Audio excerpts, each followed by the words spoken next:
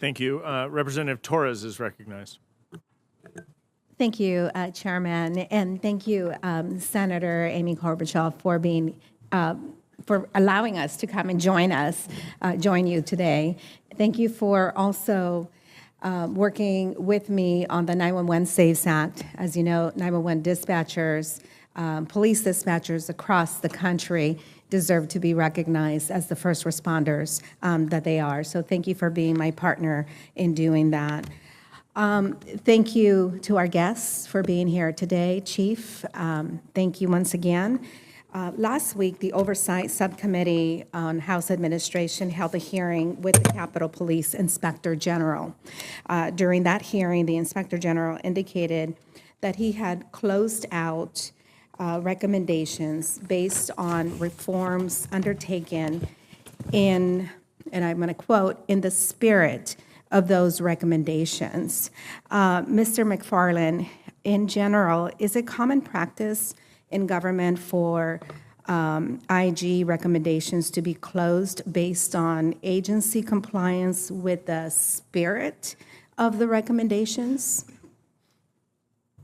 Congresswoman Torres, as it relates to the compensating control, it's not uncommon that this has happened before, including the predecessor to the current IG, also did the same measures.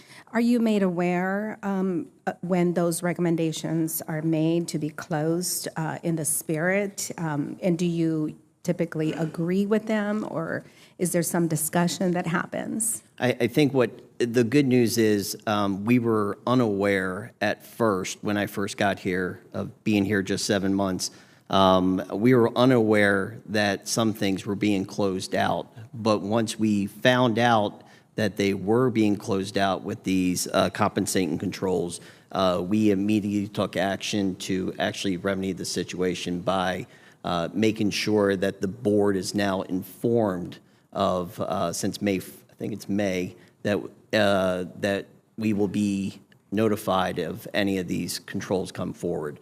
I'm pleased to announce that nothing has come forward that way since, but yes, ma'am. I'm going to give you an example why this is so important to me and why it gives me such heartburn when I read recommendation 20. On January 6th, I found myself as well as other colleagues stranded on the balcony, 45 minutes, face down, crawling from one side of the balcony to the other, without a place to really hide, with no, with basic security. We had one officer on our side. The one officer that was present near Gallery 1 or Gallery 3, did not have keys to a door that was wide open.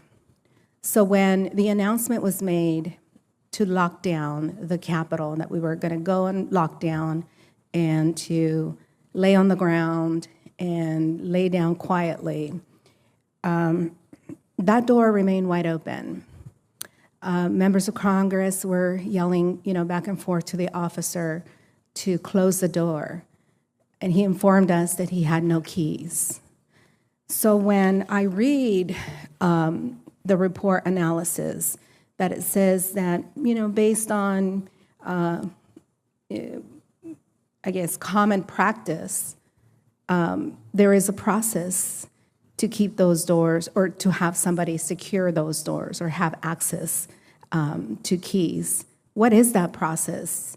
Because we certainly did not have that process on January 6th. And I never want to find myself or any other member of Congress or visitor in that predicament where we were trapped without a place to evacuate.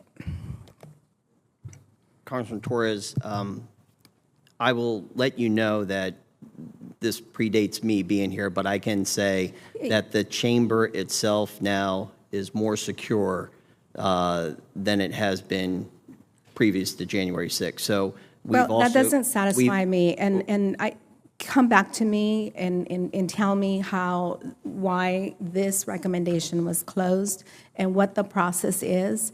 And Chief, maybe you can come back and tell me how officers were trained to find whomever the keymaster is. I mean, at that time, and it's not your responsibility, but the AOC was conveniently, in another state, while the rest of us were trapped. I've exceeded my time, so I'm going to yield back. Please come back to my office with a response. Yes, ma'am. Thank you. Dr. Murphy is recognized for 5 minutes. Thank you, Mr. Chairman, and thank you all for coming today. You're in the